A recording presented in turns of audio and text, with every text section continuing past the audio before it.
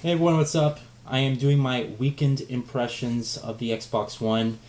Pretty much played it as much as I could, but I'm just going to give you guys a general thoughts on what I think about the console so far. I will be having videos probably later on in the coming weeks, sometime after Thanksgiving, this Thursday, where I'm going to be comparing and contrasting both the PlayStation 4 and Xbox One, who I think won the launch lineup, who I think has the better all over OS, and who I think overall has the better controller. All right, that's gonna be coming later, but I'm gonna be doing this video exclusively on my thoughts for the Xbox One. All right, so I've had the hardware since Friday. I've been playing it as much as I can and beat a couple games too. All right, we're gonna talk about the games last, but overall, I think the Xbox One is a good system that isn't really. It's kind of weird. I feel like the launch of these systems, it's kind of like they launched, but without most of the features that was gonna make them, like good. There really isn't any particular feature that I can say is like, oh, you need to have this system for that. It's sort of like, oh, it's sort of here, it's not ready yet. And it's just weird. You have these with all these console launches. These companies just want to push them, out, get them out on the marketplace, and then they're gonna start packing them with features. All right. So my overall experience. Let's start with the OS. All right. The operating system is slow, and that's just it's just slow. Okay, compared to the PlayStation 4, it's slow. It's not really slow like you have to wait here for 5 minutes while something loads up, but it is significantly slower than the PlayStation 4 UI. The PlayStation 4 UI is like boom fast, boom fast. This one, since everything's organized in apps, it has to sort of load an app every single time, like on a smartphone, more or less. Um, I use Windows 8 as my main operating system, so I'm already familiar with the whole tile thing. So when I jumped into this, it wasn't so intimidating as uh, some as it would be for some of you guys who don't have Windows 8. So I understood the whole tile thing and the whole organization of it. It was sort of like, okay, I know what to do. I know where everything is. With Windows 8, it's a good operating system for sort of tablets and smartphones, but it isn't really an optimized system for desktops. It's sort of like pointless, more or less, for desktops. For a game system, though, it makes complete sense to have a system like this, and it actually works with the gamepad and everything, which is really nice. Um, the OS is just slower. It's not as fast as I thought it would be. The startup time on the system's pretty decent. It's not as fast as the PS4 though. It probably takes around, I would say, I'd probably say 20 seconds, 20 to 30 seconds, probably 20 seconds, to get into an actual, to get into the actual UI, all right? Whereas sort of on the PS4, it's like 10 seconds, all right? So it's somewhere around there, I would say 15, 20 seconds, not terribly too much longer, but it is noticeably a little bit longer. Disk installs take a long time, and I mean like a long, long, long, long time. All right. This I installed 3 games after my lab series. I put Call of Duty Ghost in. Here's all my games. I put these 3 games in, guys, in the Xbox One, and it took a collective total to install all these games. A collective total of 2 hours. All right, so think about that: 2 hours to install all 3 of these games completely. It's a much slower install pace, definitely than the PlayStation 4. The PlayStation 4 is like 10 minutes. It's so much slower on Xbox One. I mean, think about that. That's 40 minutes per game. In fact, it does tell you on the back of the case, it does in small fine print tell you how much required space you need. This is Forza 5. It requires 35 gigabytes. Out of all these games, it requires the least amount of space. I was surprised about that. But it's only 35 gigabytes for Forza 5. Ryse Son of Rome is 47 gigabytes for Ryse Son of Rome. And then Call of Duty Ghost, you guys are going to shit yourself when you hear this, is 49 gigabytes. 49 gigabytes for Call of Duty Ghost on Xbox One. It's crazy. There's all this space that the game discs need, and the install is so like it just takes a lot longer to install the game. Um, it does take it. just like the PS4, you can install it, and while it's installing, you can play the game, which does take a little bit longer than the PS4. The PS4 is like about 60 seconds, that first initial install, then you can boot up the game. The Xbox One is about 3 minutes, I would say, about a good 3 to 5 minutes before you can actually jump in and play the game yourself. So it is a little bit longer, although not that too much horribly longer. So, but you do have that. Um, Overall, my about the hardware itself, it's been whisper quiet, just like the PlayStation 4. No hardware problems whatsoever. It hasn't been making weird grinding noises with the disc in the tray. I haven't heard the fan at all. I haven't heard anything from the system. It's been completely just quiet, whisper quiet, and that's really good. It's nice that I've kind of lucked out more or less, because when you're investing in two brand new consoles on release, that's a lot of money you put forward. I mean, it's a lot of money, and you kind of get a little bit worried. Okay, what if there's hardware issues and stuff like that? But thankfully, I lucked out. The Xbox One's performing perfectly fine. The PS4 is performing perfectly fine. I got good systems, which is great. Thank you. So that's good. All the systems, everything's been fine. Xbox has been fine. My thoughts on the controller. It feels very familiar. It's sort of like the Xbox 360 controller, although the analog sticks are much smaller. And I would say I would even go as far to say that they're a little bit smaller than the PlayStation 4 analog sticks. They take a lot of getting used to. However, your thumb and the texture that they use, it doesn't your thumb doesn't really slip off of them. They feel like nice analog sticks. However, I'm playing Call of Duty Ghosts online, and it kind of feels a little bit weird, like aiming and stuff. I think I still have to get used to it, the small analog sticks. The triggers themselves, if you can see, they're really raised, and they're also slightly bigger than what you'd find on the. You see that my controller's blinking in the inside. Look at that. Oh, I never even noticed that, but yeah, they feel a little bit odder. They're bigger. I like them. There's nothing really wrong with them, and the haptic feedback is actually pretty cool, especially when you're playing Forza 5 and you brake really hard. You can feel the vibration right here, just like you can actually kind of hear it too. It's a little bit loud, but it just adds that certain cool dynamic to the game. I actually like them a lot. I like the haptic feedback. It adds pretty cool. Sometimes it's a little bit of a gentler sort of vibrate. Other times it's like a much stronger vibration. But for Forza 5, it works extremely well, and it's very noticeable, and it's a nice little addition. The bumpers, I don't really like that much. All right, and the reason is because they're much bigger, but they also seem harder to push in. It's very odd. I'm trying to imagine games and stuff like Call of Duty to push, because you have your grenade button right there. It's a little bit just more difficult because normally on the Xbox 360 controller, your thumb would just go like this. You just lay it on top of there like this. But since it's much more up, like higher up, you have to move your finger a little bit further up, and it's kind of like a little bit strained. So what ends up happening is I go like this. I ended up just pushing the very edge of it instead of just pushing the middle or the top. So it's just a little bit different to feel. I don't like them that much. I think I may have to get used to it a little bit more, but I can see why people would were complaining about that. I'm trying to imagine playing Mirror's Edge on this, and I don't think I would like it. To be honest, I don't think Mirror's Edge would play well on this at all, since you're using your bumpers a lot for jumping and your triggers for sliding and stuff. So for a game like that, I don't know if it's going to be at all a great controller to use. That's really the only complaint I have about the controller. It feels fine. The D-pad's actually really nice. It didn't look like it was anything like of a big improvement, but it actually is. It's much more. It's a much more of a responsive D-pad. It works better. It's a much better D-pad. I do like the face buttons. They are slightly, I would say they're slightly bigger, but they have a nice clicking noise to them, which is pretty cool. So you have a nice cool clicking noise that you can hear and stuff like that.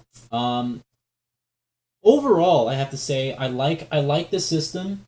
There is no like really any killer app for it. Meaning, like so far the launch games I played, there's nothing that makes you say, "Oh, I gotta get an Xbox One," unless you love Forza and racing games, because this game's phenomenal. Like I'm telling you this right now. I did beat Ryse yesterday. Yes, I beat Ryse yesterday, and this game is actually pretty cool. All right, I'm surprised because the reviews were saying it's not that good. It's boring. It's stupid. It has a boring story. It's the same bullshit that they said with like Remember Me. The story is actually really interesting and it's really good. It's told pretty well. It kind of goes like a flashback sequence, but then you go back into like the current present time, and it has this really really epic and unexpected ending. Really it's just this really awesome ending. When you see the ending to this game, when you play it and you witness the ending, you're gonna be like, oh my god. So it's such an awesome ending to the series. There's no sequel. It doesn't hint at a sequel at all, which is good because I really don't think this game should have had a sequel at all. But as a launch title, I enjoyed this a lot. It really has an unexpected and just awesome ending that really just was really exciting and was, like I said, totally unexpected. The graphics are phenomenal. I would go as far to say this game looks better than Killzone Shadowfall. This game sort of passes the uncanny valley, sort of say, where it really looks so realistic to the point where you can't really tell if it's a video game or not. Like the CryEngine 3.4 that they used, fantastic. They really delivered great graphics, and this game makes up for the very disappointing outing of Crytek earlier this year, which was Crysis 3. So this game is actually pretty good. Exceptional graphics. This is the best looking next gen game I've seen. All right, I think it looks better than Killzone. I really do. And the story's really good. Like the only thing keeping this game from a 5 out of 5 is the gameplay. The gameplay's a somewhat repetitive nature. It's exciting because it's brutal, but you have to sort of get into it. When you're seeing, you have to look on screen and look at the button prompts, and it's not a quick time event. There is some depth to it, but it isn't as it's sort of like the same formula. You're going to be attacking enemies. I just hit the case.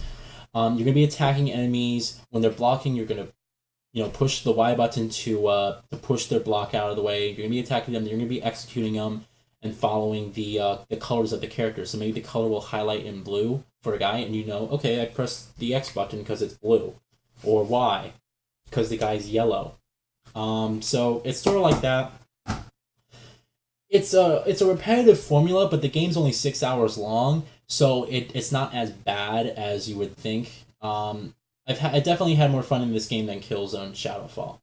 But I thought it was a great game, and I thought Crytek did a really good job with this one. It's a brand new IP. It's something that they're not really used to. This is their first third person action, sort of hack and slash game, if you want to call it that. But they did a good job. They really did a good job. Good story, exceptional graphics, and decent gameplay. I will pick up the game now. Oh yeah, this game plays in 900p. All right, that's been confirmed. This game plays in a 1600 by 900 resolution upscaled. I'm gonna be honest with you guys, I couldn't tell, and believe me, from coming from a PC gamer somewhat, I couldn't tell that it was not 1080p. They used an exceptional amount of post processing effects, anti-aliasing, and the console also has a good hardware upscaler. I couldn't tell if this was 1080p or not. There was barely any jaggies at all, and there was a lot of, again, good post-processing effects, like motion blur was very well done. And the draw distance was really well done. A lot of particle effects. The detail distance was very well done. They just did an exceptional job for this game. It was well optimized for the hardware, and like I said, I couldn't tell if it was 1080p, and that's coming from a PC gamer. All right, so I'm pleasantly surprised with what they pulled off with this game, and this game is a clear example graphically showcasing that the Xbox One is not a less powerful system significantly. So we already know the PS4 is a little bit more powerful, but if the Xbox One can output games looking like this often as hopefully they will, then honestly, I couldn't tell if this was done by weaker hardware. It's just an exceptionally well graphically done game. Call of Duty Ghosts I did beat yesterday as well. I thought the campaign was decent. All right, surprisingly, graphically, there are some parts where it actually looks good. There's like this jungle stage where you're in the jungles and they actually have interactable foliage, so the plants move and stuff like that. But if you also look forward, there's actually good detail in the foliage. I was surprised because I'm like, There's certain parts where this game looks really good, and then there are other parts where the game looks like Call of Duty. You know, very bland textures, nothing special. Overall, the graphics are underwhelming. There's only a few stages that actually showcased, oh, okay, this looks next gen, rather than, just standard current gen stuff. The story's just okay, nothing special. It does pick up towards the end, but it's nothing like. I thought the Modern Warfare story was much better, and the Black Ops story was so much better. So yeah, this game's just okay. It does hint at a sequel, so do expect more Call of Duty Ghost storyline, I guess, coming from Infinity Ward.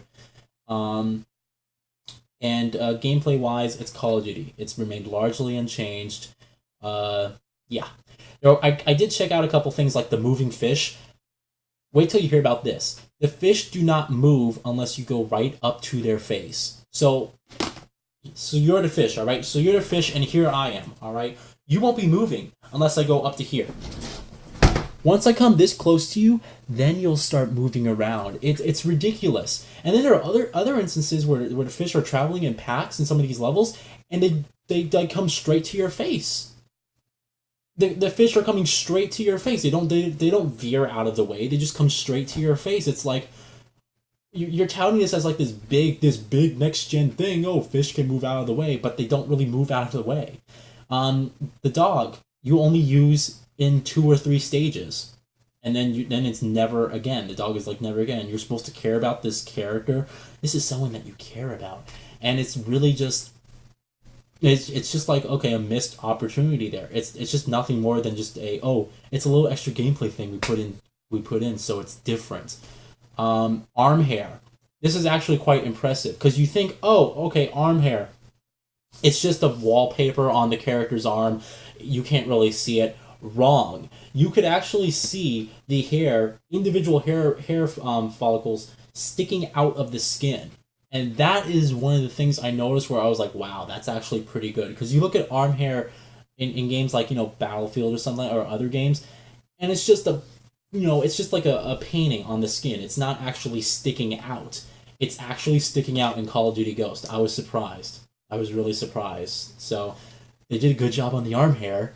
And I hope more games use that, like have individual hair follicles stick out of the hand. It adds to that certain realistic dynamism. As far as the 720p, once things happen in motion, it's not really that noticeable. There are some slight jaggies, obviously, but I mean, I've been playing Call of Duty Ghost on the Xbox 360, which upscaled to 1080p to begin with, so this isn't such a deterrent away.